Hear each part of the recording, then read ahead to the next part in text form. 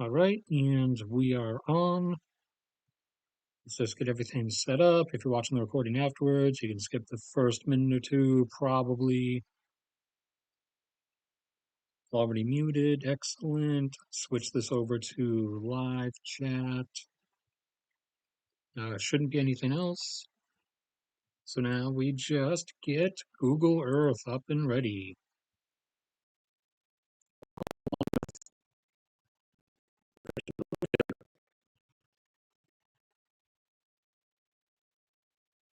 Waiting and waiting. Come on, you can do it.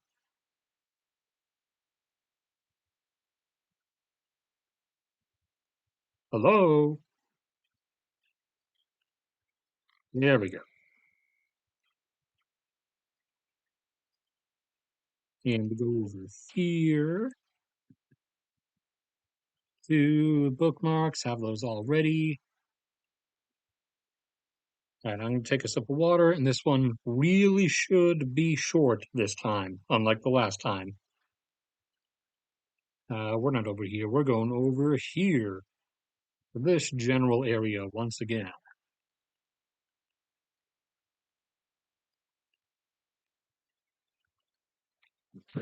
All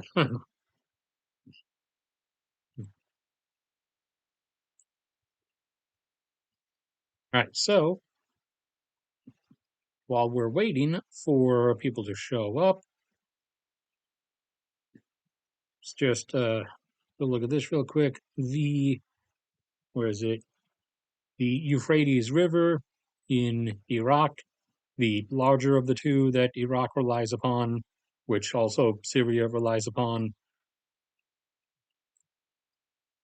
The Euphrates River has now once again reached the low points that it had previously seen in 2018. And it had briefly, for a couple of years, recovered back upwards towards around 12 meters, at least at that specific point. That was the water level. However, it slipped down and has not really been recovering from that for the last 3 years or so, and is now once again starting to stay low. And hey, now it's more around 10. And at that particular point, I don't know or recall how wide it used to be or what the volume numbers were, but I believe, if I remember correctly, at that particular point, which is around here or so, around here, or somewhere around this area is where that particular measurement point is. The water level used to, like 3 or 4 decades ago, back when normal was still normal, it used to be like 20 meters or above, somewhere around that, like 22 or something. But now it had been around 11 in the later 2010s, had that drop at the very end, jumped back up to 12 for a couple years there, but now has slumped its way down to around only 10 again. So that is ongoing. And also, well, before we zoom into Gaza, we had some more exchanges. Yemen launched another one one ballistic missile here, a couple over there over the last few weeks, and struck random locations in Israel. One hit like a parking lot, another hit a vacant like field area, and another hit, I believe it was like a small shop home combo thing right next to a hotel. And in response to that, the IDF has once again continued bombing everything in sight in Yemen.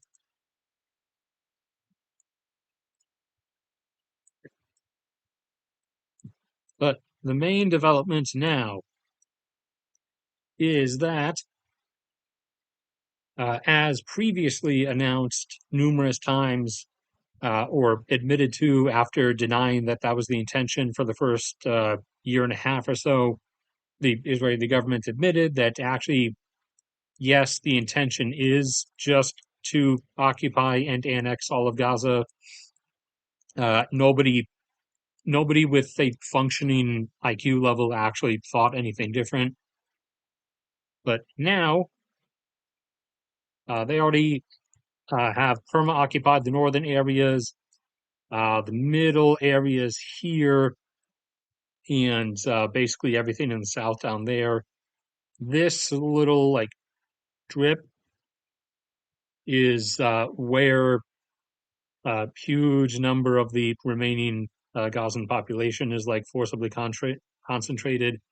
Now, the IDF has been pushing through Zaytun and into Gaza City itself, and they have been entering the dreaded urban street slash rubble urban street combat. Why am I adjusting my volume? Just a random reflex whenever the AC unit turns on behind me. Because normally I'm not streaming. Normally I'm obviously listening to stuff while I'm working. So they've entered urban combats with Hamas, the same Hamas that they had previously, at the end of last year, insisted was completely destroyed, but then suddenly out of nowhere, over the last few months, said actually Hamas was never destroyed, and actually it has the somehow they quoted numbers as implying it has the same strength it did at the start of the war, which if that's what you want to run with, that would imply that you did no damage to them. So that's not a good angle to go from. I mean, the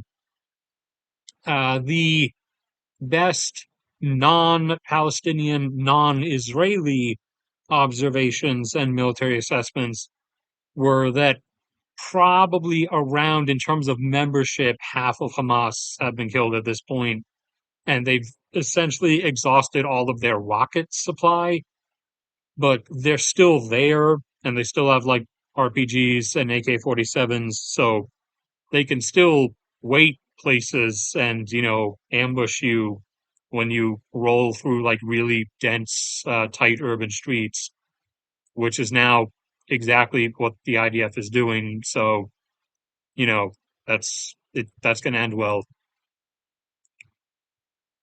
And also, the IDF did a similar to the real Gaza death toll, civilian death toll list. The IDF actually released a very quietly. They did give an admission as to the real IDF losses in the conflict thus far, which are close to 2,000 or so. Which I mean, I get wanting to insist that you have like 100-to-1 ratio, because up to this point, going off of the publicly announced deaths on their social media accounts, it would seem like only 500 dudes had been killed, but it's really closer to about 2,000, and that's deaths. That's not including injuries and permanent disabilities or anything of the sort. Although back at the start of this year and the last year, a health memo leak did come out saying that at that point about 4,000 IDF servicemen were injured to an extent which was considered enough to be labeled as unable to ever return to a combat role. But it would have otherwise, based on publicly announced IDF soldier deaths, looked like only 500 dudes or so had died since the start of everything, but apparently it's actually closer to 2,000, which seems more realistic, given the density and intensity of everything that's going on, especially also that a fair part of the combat has literally taken place in like tunnels underground, which is kind of dumb to just even do that from the start. Like you to just use like ground, use the lawnmower thing, the ground penetrating radar. Just find the tunnels, then you dig the charges and collapse the tunnels.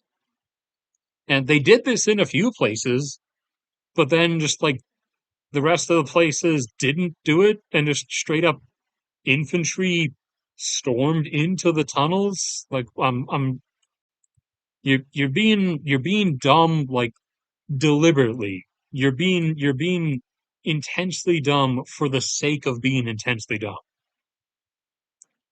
But that 2K versus roughly 20K, would imply that's 10 to 1 is still a really, really good, combat ratio. But they previously, I guess, wanted to make it seem like it was more 40 to 1. But apparently the ratio that they've maintained for IDF deaths versus Hamas deaths has been only 10 to 1, which is, still something you only see in the modern day and is also just an insane ratio that I guess just wasn't good enough from the perspective of like the IDF PR or public relations office. 10 to 1 ratio wasn't good enough or wouldn't sound good enough. And also, you guys remember previously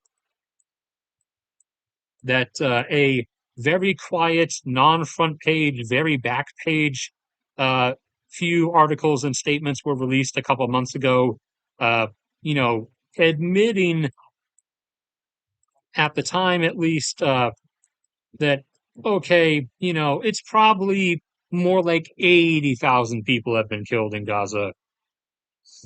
After insisting that it was 60 and just like having the count dead stop at 60 since like the start of this year or whatever. Now, again, quietly, there's been another let out that, okay, maybe it's probably, we guessed wrong. It's probably more like 110,000, maybe. And, again, non-front page, very back of the line stuff as always. But you remember a few months ago, I said this is going to keep happening until they eventually cough up the real number of civilian deaths. But apparently now we're willing to state that it's uh, in the range of over 100,000, maybe something like 109 or 110. So we're up to admitting that many now.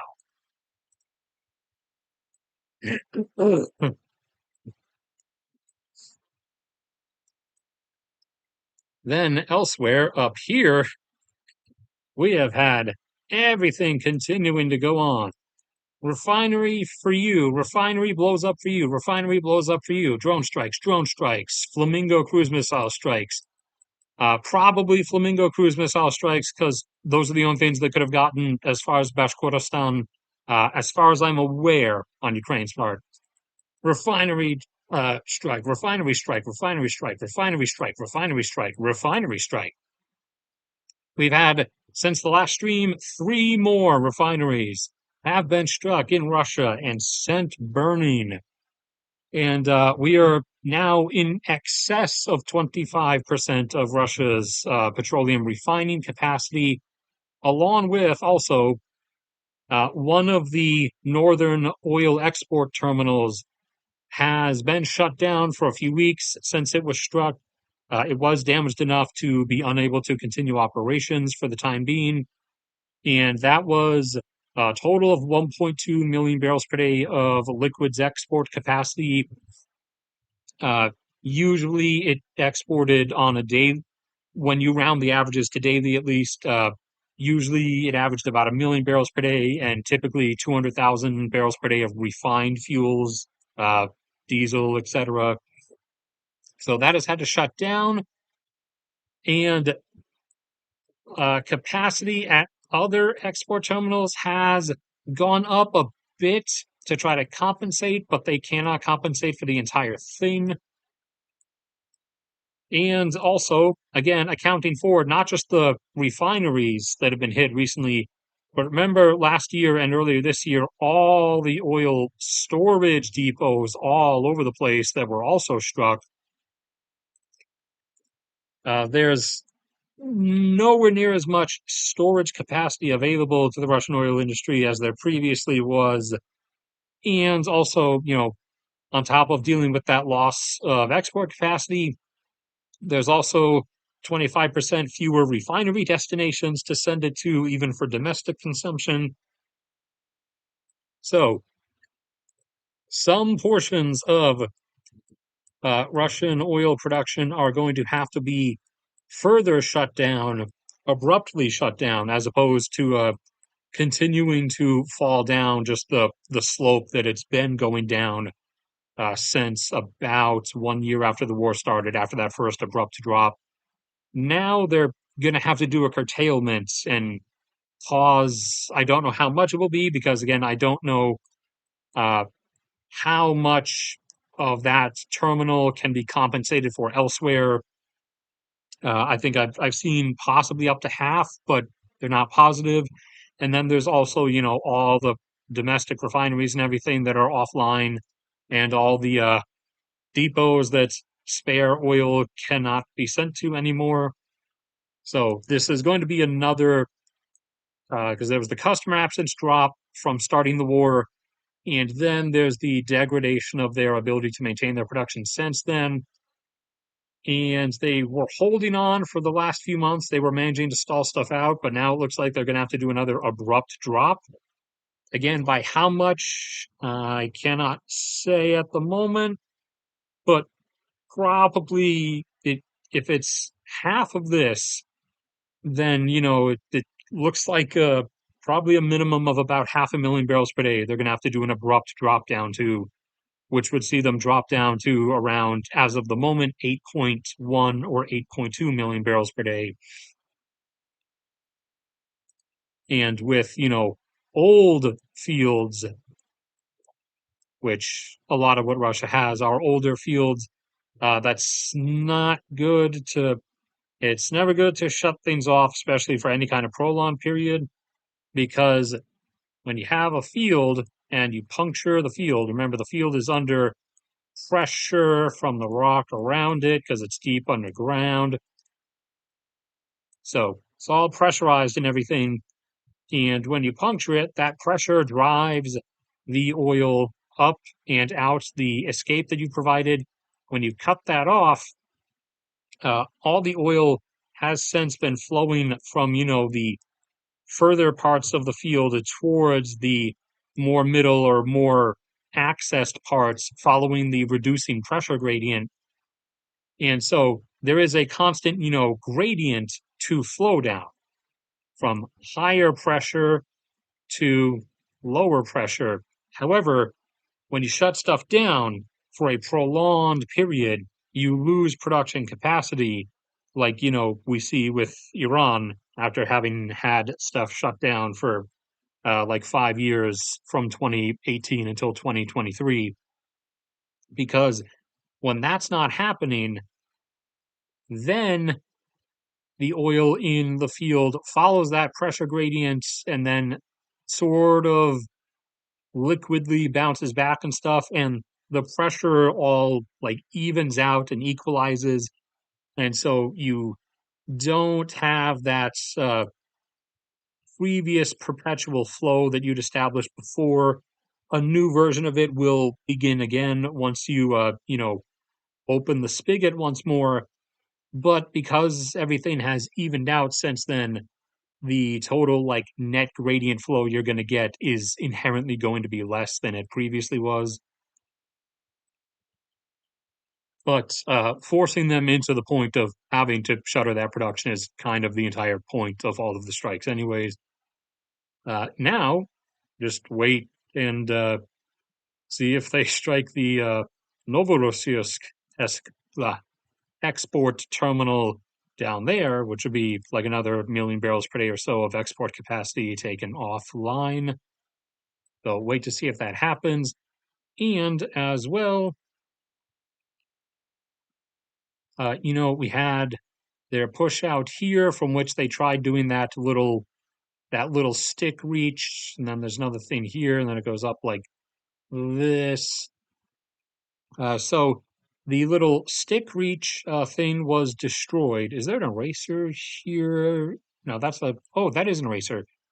So you remember Ukraine cut that neck thing that they produced, and now they're actually starting to cut into the thinner bulge here.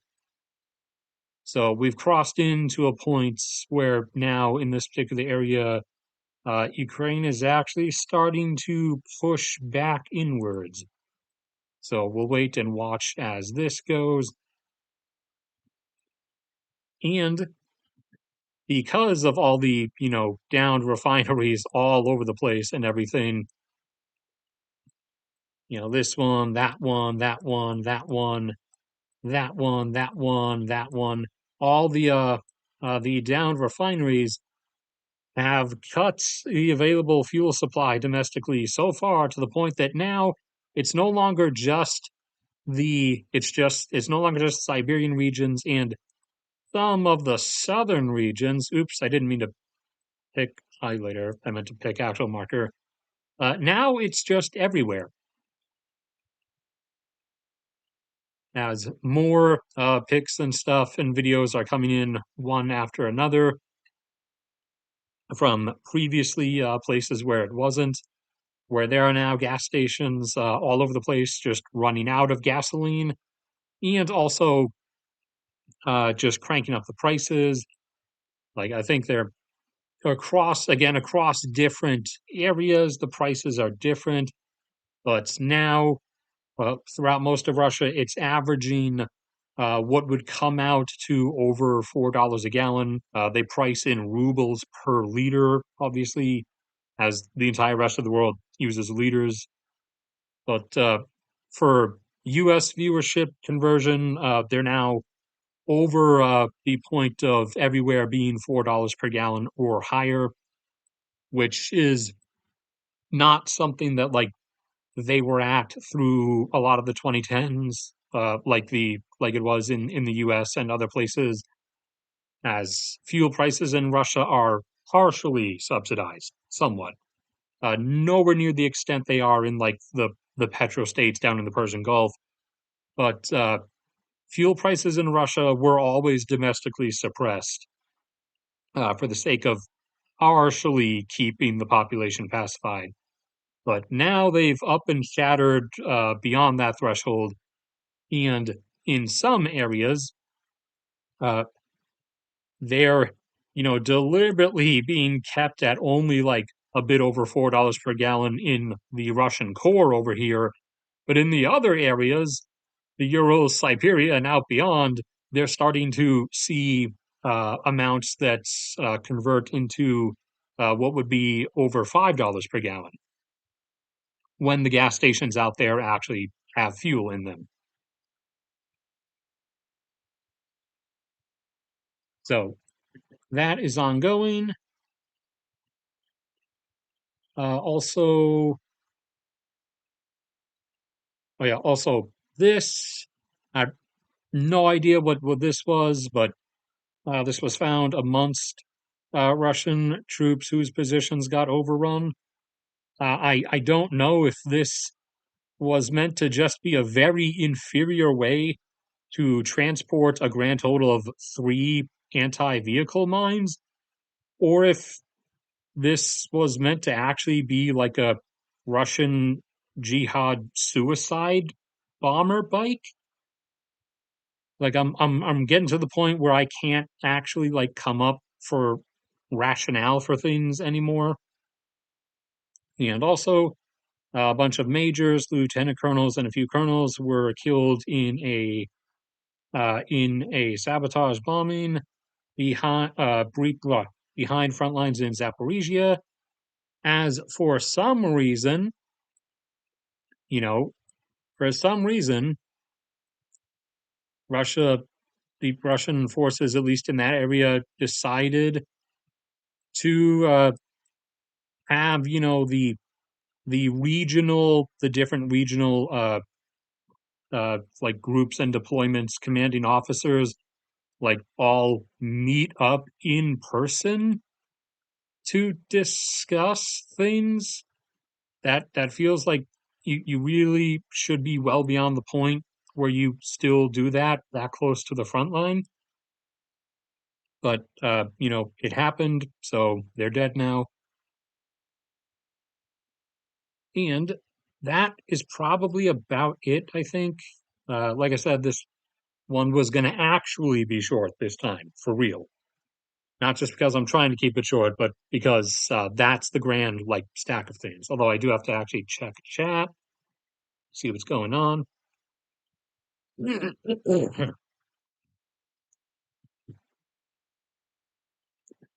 What was my favorite thing about Fairbanks, Alaska? Everything, literally everything. It was cold, like I like it. It We have seasons back at home. They just work a little differently. We have 3 months of summer, and then we have 3 weeks of autumn on one side and 3 weeks of spring on the other. We had free public transit. Uh, Water was free. Heating was free. Uh, nobody started stuff. Nobody talked about stuff. Nobody was hanging borderline blasphemy, God loves Trump flags all over the place. No one even like talked about elections or voting or anything. Like you'd have to go to specific political clubs on campus on the university to actually get that, unless you yourself like talked about it with your friends in private. All of the various tax exemptions were awesome. Having upkept, well-maintained infrastructure that was never left to like rot for more than a few days was awesome. Like even that earthquake damage from a couple of years ago on one of the main highways heading between Anchorage and Fairbanks, that was repaired in literally a week. Because yes, you can do that. You actually can do things well and do them well quickly. You just have to actually care. Versus down here and all over here, and especially in those two, Mississippi and Alabama. Uh, Man, just ask Josh if you want to hear what it was like in Alabama when he was in the Air Force. He was stationed there for a couple of years. It was a fun time, a unique place. Uh, what else do we have? West Bank 2. No, Gaza is so small that there's no they would have no need to do like a slow creeping a few hundred acres here this year, and then next year here's another like few square kilometers over here. Gaza is so tiny that they can effectively like just do it wholesale.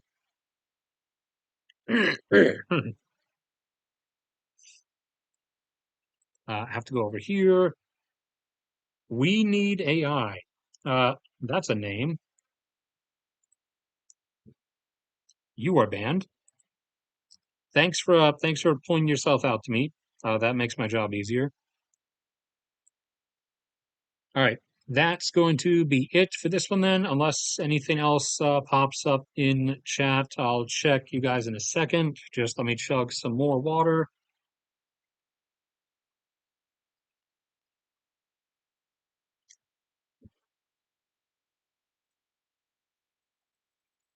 How long did we go for? Uh, oh, we actually did only about half an hour. That was what I was aiming for. 10, 15 more seconds just to account for the delay. Otherwise, that will be the end of this one. And I did upload the the OPEC video, right? Yes, okay. So upcoming ones will be the monthly oil demand levels and the natural gas production levels and electricity demand levels, along with potentially one or two other things, depending on some stuff that's happening. But I want to see how some specific developments play out before I decide to lock down on those. All right, looks like nothing else. Then that